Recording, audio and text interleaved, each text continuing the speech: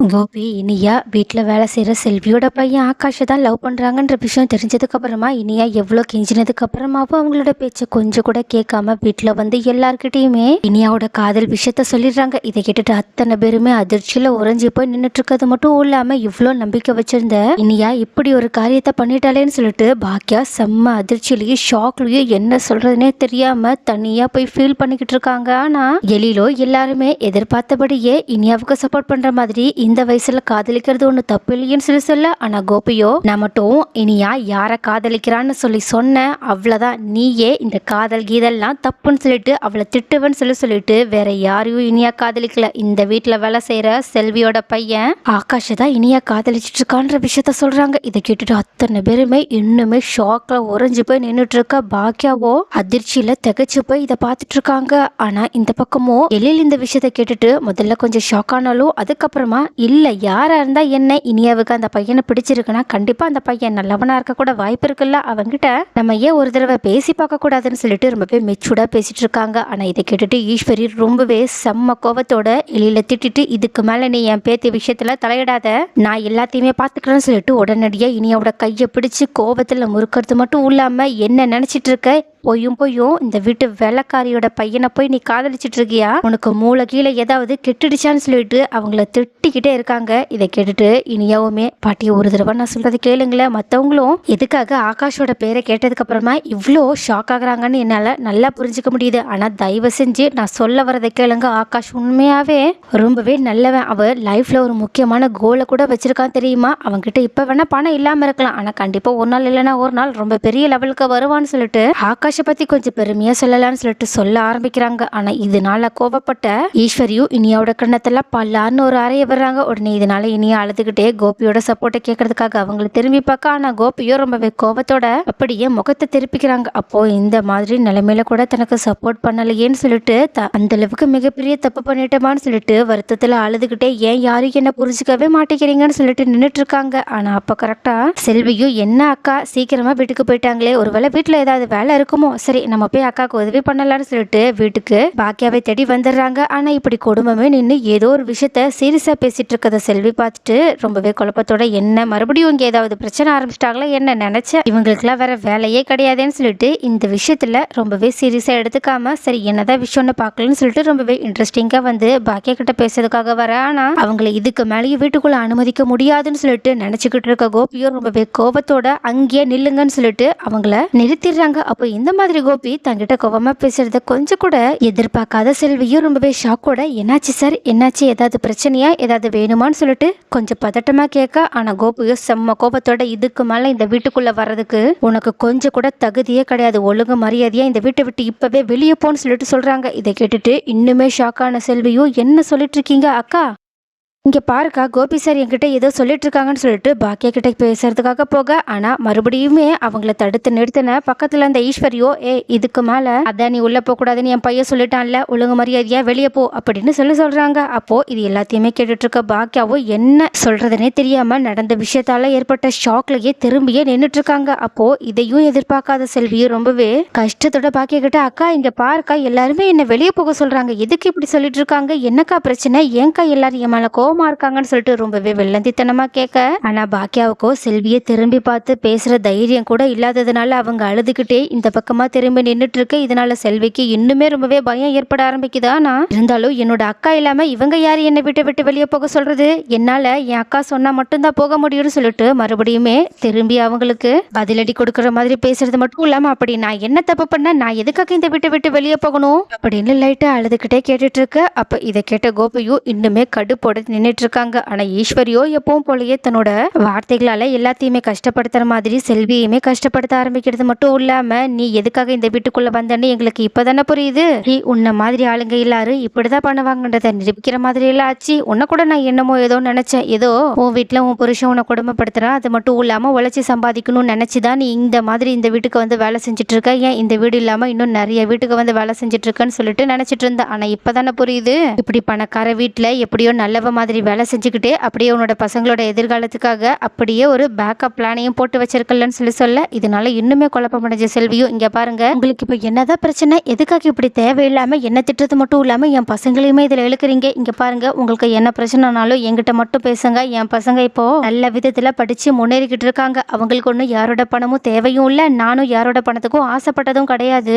நாங்க உழைச்சு சம்பாதிச்சு முன்னேறணும்னு நினைக்கிறோன்னு சொன்னது மட்டும் இல்லாம, அக்கா நீ எதுக்காக திரும்பியே நின்றுட்டு இருக்க, இங்க பாருக்கா என்னை எல்லாரும் எப்படி திட்டிட்டு இருக்காங்கன்னு, இவங்களுக்குலாம் என்னதான்க்கா பிரச்சனைன்னு சொல்லிட்டு மறுபடியுமே வெள்ளந்தித்தனமா பாக்கிய கிட்ட பேச, ஆனா பாக்கியாவோ திரும்பி பாக்குற மாதிரியே தெரியல. அதனால இன்னுமே செல்வி ரொம்பவே குழப்பமடைய. ஆனா இந்த பக்கம் நின்றுட்டு இருக்க ஈஸ்வரியும் உடனடியா இருந்த ஆதங்கத்துல நல்லவ மாதிரி நடிச்சியே இப்படி எங்களை ஏமாத்திட்டியடின்னு சொல்லிட்டு அவங்க கிட்ட கோவப்பட ஆரம்பிக்க, இதனால இன்னுமே குழப்பமடைஞ்ச செல்வியும் என்னதான் உங்களுக்கு பிரச்சனைன்னு சொல்லிட்டு கேட்க ஆரம்பிக்க, அப்ப கரெக்டா அங்க வந்த செலியனும் என்ன தைரியம் இருந்தா உன்னோட பையன் ஆகாஷ் இந்த வீட்டு பொண்ணு கூட பழகிருப்பான்னு சொல்லிட்டு பேசுறாங்க. இதை கேட்ட உடனே செல்வி இன்னுமே செம்ம ஷாக் ஆக, ஆனா ஈஸ்வரியோ இதுக்கு மேல நீ இந்த வீட்டுக்குள்ள ஒரு அடி கூட எடுத்து வைக்க கூடாது, ஒழுங்கு மரியாதையா இங்க இருந்து வெளியே போ அப்படின்னு சொல்றாங்க. இதை கேட்டுட்டு செல்வியும் அக்கா அப்படின்னு மறுபடியுமே கடைசியா ஒரு தடவை பாக்கியாவை பார்த்து கேட்க, ஆனா பாக்கியாவோ செல்விய பாக்குற மாதிரியே தெரியல, அவங்க ஓரமாவே நின்றுட்டு இருக்க. இதனால செல்வியோ இன்னுமே மன கஷ்டத்தோட அங்க இருந்து கதறி அழுதுகிட்டே திரும்பி போறாங்க. அப்படி போகும்போது கூட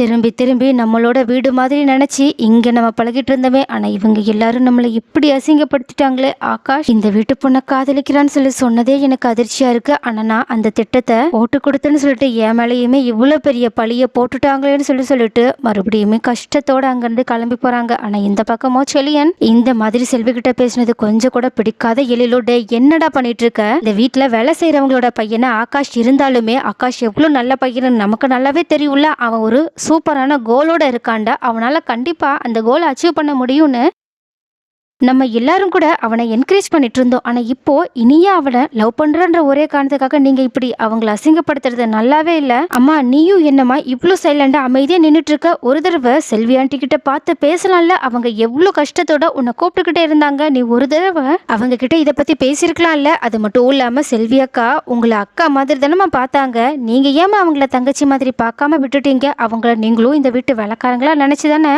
இப்ப இவ்வளவு சைலண்டா இருக்கீங்க. அது மட்டும் இல்லாம வேலைக்காரங்களோட பையனை காதலிக்கிறது அவ்வளவு பெரிய அசிங்கமா என்னமா, ஒரு நல்ல பையனா இருந்தா போதாதா, அவங்கிட்ட பணம் இருக்கணுமா என்னன்னு ஒரு சூப்பரான விஷயத்த எழில் சொன்னது மட்டும் இல்லாம இனியா கிட்ட இனியாமா அப்படின்னு சொல்லிட்டு அவங்க கிட்ட பேச போக, ஆனா இனியாவும் நடந்த விஷயத்தால ரொம்பவே கஷ்டத்தோட அவங்களோட அப்பா கோபி கிட்ட, சீ நீங்க இந்த மாதிரி பண்ணுவாங்க நான் எதிர்பார்க்கவே இல்லப்பா, என்னதான் நான் ஆகாஷை லவ் பண்றேன்ற விஷயம் உங்களுக்கு ஷாக்காவும் உங்களுக்கு பிடிக்காம இருந்திருந்தாலும் நீங்க செல்வி ஆண்டி கிட்ட இப்படி ஒரு விஷயத்த பண்ணுவீங்கன்னு நினைச்சு கூட பார்க்கல, இப்போ உங்க எல்லாரையுமே பார்க்க எனக்கு அசிங்கமா இருக்கு, அருவருப்பா இருக்குன்னு சொல்லிட்டு அவங்களோட குடும்பத்தையே திட்டிட்டு பணத்துக்காக ஒருத்தவங்களோட மனசை இப்படி கஷ்டப்படுத்திட்டீங்கன்னு சொன்னது மட்டும் இல்லாம நானும் ஆகாஷும் லவ் பண்ண விஷயம் செல்வி ஆண்டிக்கு தெரியவே தெரியாது, ஏன் ஃபர்ஸ்ட் ஆகாஷ் கிட்ட லவ் சொன்னது கூட நான் தான், ஏன்னா அவனை எனக்கு ரொம்பவே பிடிச்சிருந்துச்சு, அவனோட கோலும் பிடிச்சிருந்துச்சு, அதனாலதான் ஃபர்ஸ்ட் அவன் கூட ஃப்ரெண்ட்ஷிப்பா பழகின, அதுக்கப்புறமா அவன் கூடயே இருக்கணும்னு ஆசைப்பட்டுதான் நான் அவன்கிட்ட என்னோட காதலை சொன்ன, அவனும் ரொம்ப நாள் கழிச்சுதான் எனக்கு சம்மதமே தெரிவிச்சான் தெரியுமா, ஏன் தெரியுமா அந்த டிலே, ஏன்னா அவன் இந்த குடும்பத்து மேல அவ்வளோ மதிப்பு மரியாதையும் வச்சிருந்தா இந்த குடும்பத்துக்கு துரோகம் பண்ணக்கூடாதுன்னு சொல்லிட்டு நினைச்சிட்டு இருந்தான், ஆனாலும்